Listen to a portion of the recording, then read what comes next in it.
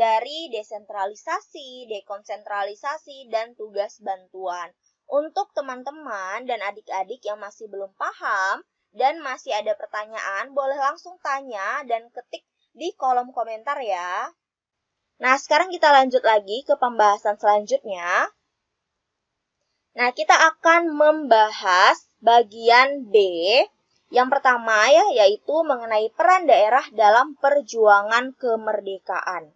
Nah, perlu kita ketahui bahwa kedatangan bangsa Portugis, Belanda, dan Jepang ke wilayah Indonesia yang bertujuan untuk melakukan penjajahan, sebenarnya mereka itu mendapatkan perlawanan dari bangsa Indonesia yang ada di setiap daerahnya ya.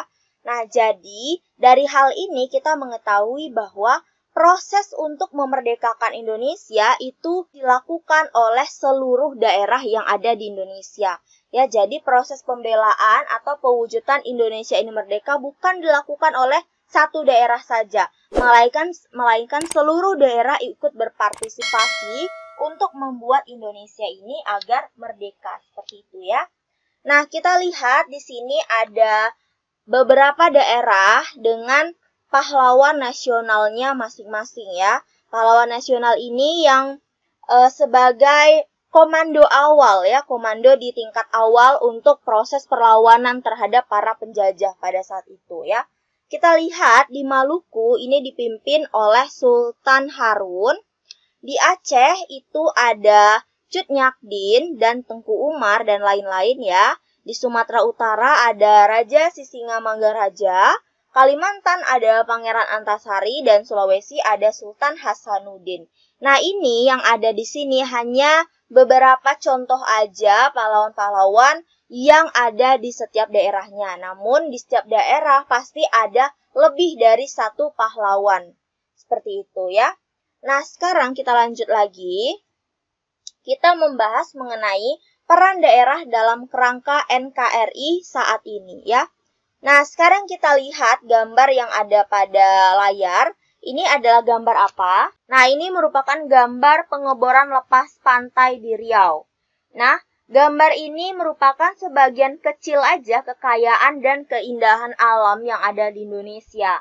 Nah, Indonesia ini sebenarnya merupakan negara dengan wilayah yang sangat luas. Nah, selanjutnya, berdasarkan pasal 33 ayat 3 di dalam UUD 1945, ini menegaskan bahwa bumi, air, dan kekayaan alam yang terkandung di dalamnya dikuasai oleh negara dan dipergunakan untuk sebesar-besarnya kemakmuran rakyat. Nah, maksud kalimat dikuasai ini apa? Maksudnya adalah negara ini memiliki kekuasaan untuk mengatur bumi dan kekayaan alam yang terkandung di dalamnya. Jadi, kekuasaan untuk mengatur oleh negara ini dimaksud agar kemakmuran rakyat itu benar-benar tercapai. Kemakmuran ini untuk diwujudkan bagi seluruh lapisan yang ada di Indonesia, bukan untuk perorangan atau golongan ataupun daerah tertentu, ya. Nah, jadi kekuasaan untuk mengatur bumi dan kekayaan alam ini harus benar-benar dipahami supaya tidak disalahgunakan untuk kepentingan pribadi atau golongan, seperti itu ya. Ini maksud dari kalimat dikuasai di dalam undang-undang, di dalam peraturan ini, seperti itu.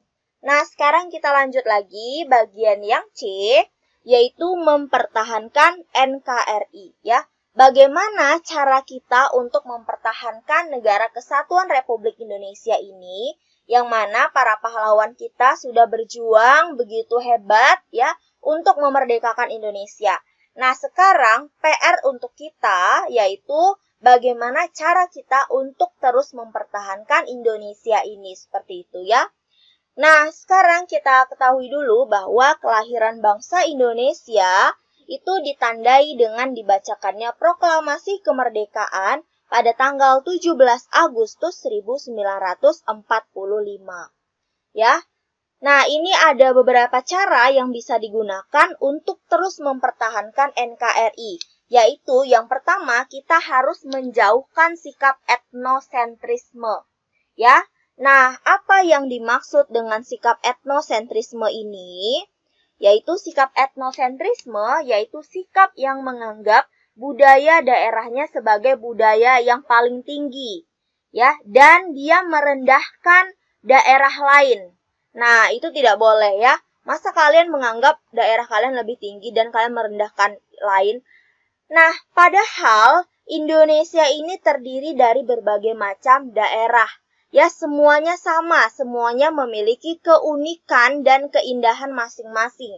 Jadi kita tidak boleh memandang rendah bangsa lain dan meninggikan bangsa kita. Nah, itu merupakan sikap dari etnosentrisme. Jadi sikap etnosentrisme ini yaitu sikap yang tidak boleh kita lakukan ya. Ini adalah sikap yang negatif, sangat tidak boleh untuk dilakukan seperti itu ya. Jadi kita harus menjauhkannya. Ya, kita harus menjauhkan sikap etnosentrisme ini.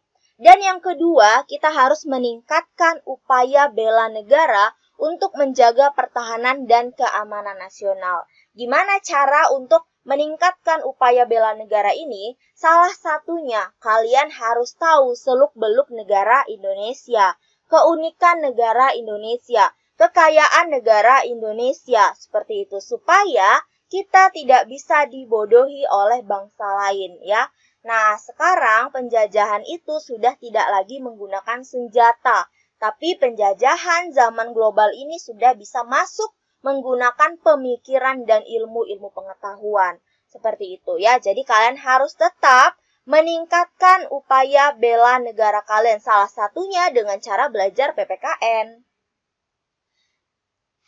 Nah, mungkin itu dulu informasi yang bisa kita bahas sama-sama ya. Ini merupakan rangkuman yang ada di dalam bab 6, kelas 7.